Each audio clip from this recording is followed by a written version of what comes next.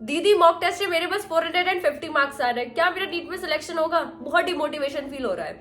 आप में से लाखों स्टूडेंट बस यही सोच के गिव अप कर देंगे कि यार मॉक टेस्ट में 450 मार्क्स और नीट में सिलेक्शन, मतलब ये इम्पॉसिबल ही है। और अगर मैं आज आप लोगों को बिना किसी एग्जाम्पल के बस ये बोल दूं कि ये पॉसिबल है, तो आप में से कई सारे लोग आके बोलेंगे दीदी ये पॉसिबल है ही नहीं। लेकिन आज की वीडियो में मैं तुम्हें ये प्रूफ देने वाली हूँ कि ये पॉसिबल है।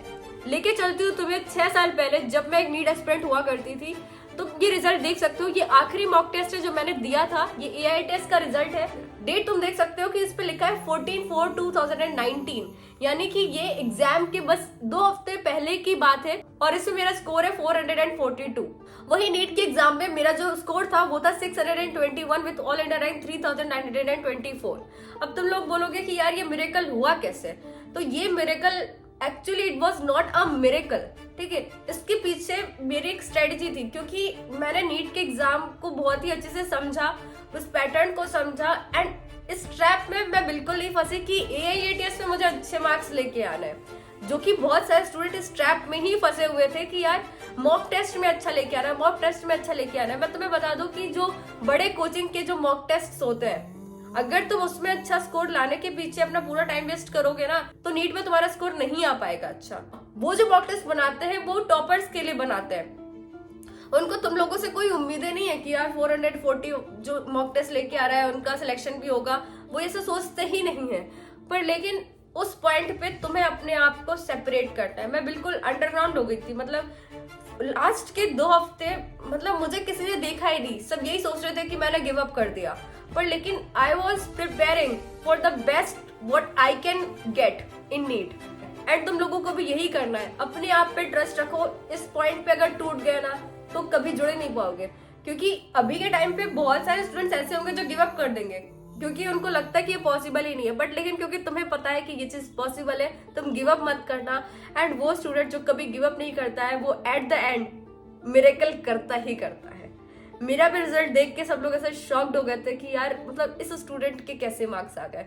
तो अगर ये चीज तुम्हें भी एक्सपीरियंस करना है ना, तो जस्ट फॉलो कर लो यार मुझे, मैं तुम्हें लेके जाऊंगी उस पॉइंट तक। देख लेना, जो चीजें मैंने एक्सपीरियंस करी है, जो चीजें मुझे पता है, मैं वो चीजें तुम लोगों के साथ शेयर करूंगी। एंड ट्रस्ट मी, ये जो गाइडेंस तुम्हें मिलने वाला है, इससे तुम नीट के एग्जाम में अच्छा जरूर करोगे, भले अभी मॉक टेस्ट में करो ना करो। So let's start. सबसे पहले बात करते हैं बायोलॉजी की। अगर तुम एक स्टूडेंट हो जो कि 450 मार्क्स तक लेके आ पा रहे हो मॉक टेस्ट में, तो डेफिनेटली तुम्हारे पास अपने नोट्स होंगे। तो उस नोट्स को सबसे पहले तुम एक बार पढ़ो, गो थ्रू हो, and purchase NCERT finger tips, ठीक है। फिंगर टिप्स पे हर एक चैप्टर के 100 क्वेश्चन है।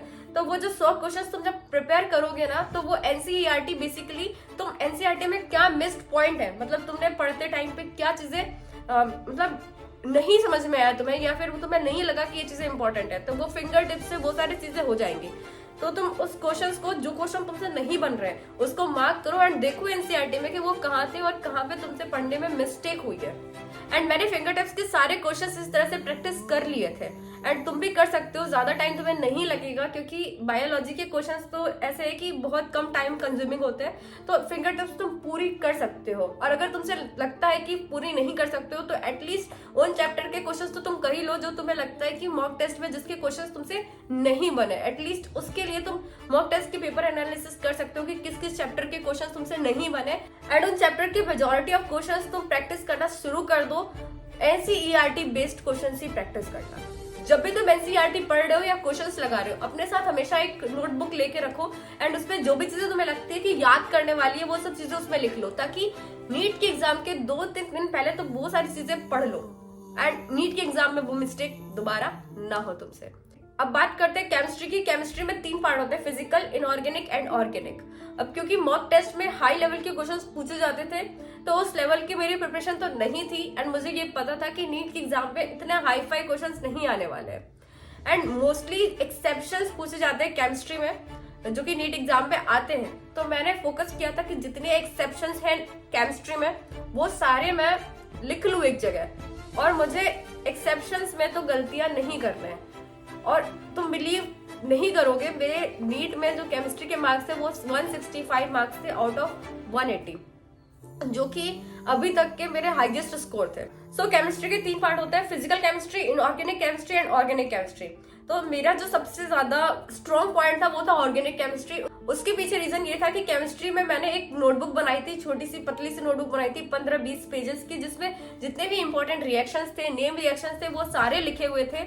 एंड जो भी एक्सेप्शंस थे वो सब मैंने उस पर कवर कर रखा था। एंड अगर तुम्हारे मॉक टेस्ट में 442 मार्क्स आ रहे हैं तो मैं ये मान के चलती हूँ क्योंकि बेसिक केमिस्ट्री तो तुम्हें आती है एंड तुम्हें बस अपने कॉन्सेप्ट को रिफाइन करने की जरूरत है। तो इस पॉइंट में तुम एनसीईआरटी बेस्ड जितने भी एमसीक्यूज होते हैं वो सारे कर लो। जो भी मॉड्यूल तुमने करा होगा, जो भी स्टडी पैकेजेस जो कोचिंग के होते हैं, उसके जितने भी कोर्सेज है तुम ऑलरेडी कर चुके हो।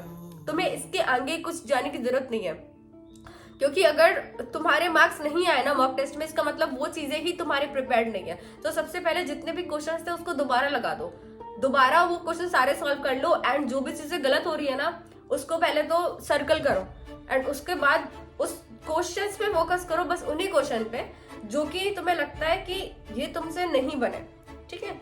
और उनको दोबारा से करो, 2 या 3 बार करो। और फिर जब वो चीजें पक्की हो जाए ना कि एक बार अच्छे से हो गया, इतने सारे क्वेश्चंस हो गए, तो यार नीट में आए क्वेश्चन तो तुमसे हो ही जाएंगे। एंड उसके बाद भी अगर तुम्हें लगे कि कोई कॉन्सेप्ट वीक रह गया है तो तुम्हारे पास कुछ और रिसोर्सेज भी होंगे, कुछ ऐसे स्टडी मटेरियल्स होंगे जिसपे और भी ज्यादा एमसीक्यूज होते हैं, तो उन्हीं टॉपिक्स के एमसीक्यूज करो। उसके अलावा तुम्हें कुछ करने की जरूरत नहीं है। एंड प्रीवियस ईयर क्वेश्चंस को कभी भी लाइटली मत लेना, कम से कम 2 से 3 बार तो प्रीवियस ईयर क्वेश्चंस कर ही लेना। तुमने भले ही साल भर तुमने सोच के रखा होगा, तुमने कर रखा है, पर लेकिन अभी इस पॉइंट में तुम्हें वो दोबारा करना है। अगर तुम अभी नहीं करोगे ना तो हो सकता है कि कुछ ऐसे पॉइंट्स होंगे जो उसमें मिसिंग होंगे, जो तुमने ध्यान नहीं दिया होगा पूरे साल भर। वो अगर एग्जाम में रीअपेयर होते हैं तो ऑब्वियसली यार तुम नहीं कर पाओगे अच्छा स्कोर। अब बात करते हैं फिजिक्स के, जिसपे सबसे ज्यादा डर लगता है क्योंकि टाइम बहुत कम है और इस टाइम पे फिजिक्स को हम इम्प्रूव नहीं कर सकते हैं, पर लेकिन वो क्वेश्चन हम जरूर कर सकते हैं जो कि नीट के एग्जाम में आते हैं। हम भले ही मॉक टेस्ट में फिजिक्स ना कर पाए अच्छी, पर लेकिन हमें नीट के एग्जाम में अच्छा करना है। तो सबसे पहले प्रीवियस ईयर क्वेश्चन उठाओ। भले ही तुम्हें लगता हो कि तुमने साल भर करे वो सारे क्वेश्चन, प्रीवियस ईयर क्वेश्चन करके बैठे हो, बट स्टिल तुम्हें वो क्वेश्चंस फिर से करना है। वो क्वेश्चंस फिर से करो एंड जो भी गलतियां कर रहे हो उसको मार्क करो। देखो वो किस टॉपिक का क्वेश्चन था। अगर तुम्हें लगता है कि ये टॉपिक के क्वेश्चन, अगर प्रीवियस ईयर क्वेश्चन गलत हो रहे हैं, इसका मतलब वो टॉपिक तुम्हारे अच्छे से प्रिपेयर्ड नहीं है। तुम जितने भी क्वेश्चन है प्रीवियस ईयर क्वेश्चन, तुम उसको मार्क कर लो कि किस किस टॉपिक से आया, किस किस टॉपिक से आया ये क्वेश्चन है। एंड देखो कि कौन सा टॉपिक सबसे ज्यादा रिपीट हो रहा है, एंड वो टॉपिक तो तुम अच्छे से कर ही लो, क्योंकि ज्यादा चांसेस है कि वो टॉपिक नीट के एग्जाम में रीअपियर हो। तो वो टॉपिक तुम्हें कैसे भी करके अपना पक्का करना है, अच्छा करना है, क्योंकि उससे क्वेश्चंस तो आएगा ही आएगा, क्योंकि उसके ज्यादा चांसेस है।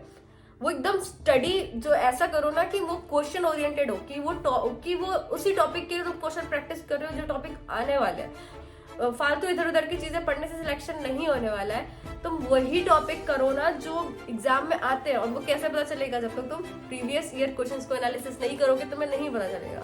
मैंने बस प्रीवियस ईयर क्वेश्चन को एनालिसिस किया, इतने अच्छे से एनालिसिस किया और अपने आप को कंपेयर किया कि यार अगर मैं इस क्वेश्चंस को नहीं कर पा रही हूँ, मतलब कहीं ना कहीं इस टॉपिक में मैं अच्छी नहीं हूँ, तो उस टॉपिक को अच्छा किया। मेरे पास यूनिवर्सल सेल्फ स्कोर हुआ करता था, उसमें नीट के लेवल के ही क्वेश्चंस होते हैं, ठीक है। तो प्रीवियस ईयर का जो भी टॉपिक का क्वेश्चन मेरा अगर सही नहीं होता था तो मैं उसके क्वेश्चंस में लगा लेती थी। 15-20 क्वेश्चन करने के बाद मुझे इतना कॉन्फिडेंस आ जाता था कि इस टॉपिक से अब क्वेश्चन मैं मिस नहीं करूंगी। And again universal self score मैं इसलिए यूज करती थी क्योंकि उसमें प्रीवियस ईयर क्वेश्चंस अलग अलग एग्जाम के दिए होते हैं एंड नीट के एग्जाम में उन क्वेश्चंस के रिपीट होने के चांसेस ज्यादा होते हैं।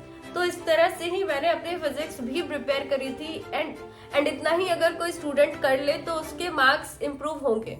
अभी इस वीडियो के लिए इतना है, क्योंकि एक वीडियो में हम सब कुछ डिटेल में डिस्कस नहीं कर सकते। आगे आने वाले वीडियो में मैं तुम्हें हर एक सब्जेक्ट को किस तरह से प्रिपेयर करना है, हर एक सब टॉपिक को किस तरह से प्रिपेयर करना है, सब समझाऊंगी डिटेल में। तो अभी के लिए तुम सब्सक्राइब कर लो एंड ट्रस्ट मी, अगर कोई एक बंदा कर सकता है ना तो वो आगे आने वाले जनरेशन में तुम वो एक स्टूडेंट हो सकते हो। And miracles do happen. लोगों को लगना चाहिए कि ये मिरेकल हुआ है, पर लेकिन तुम जानते हो कि तुमने सही स्ट्रेटजी यूज करी है, ठीक है। So this was all about this video. Thank you for watching.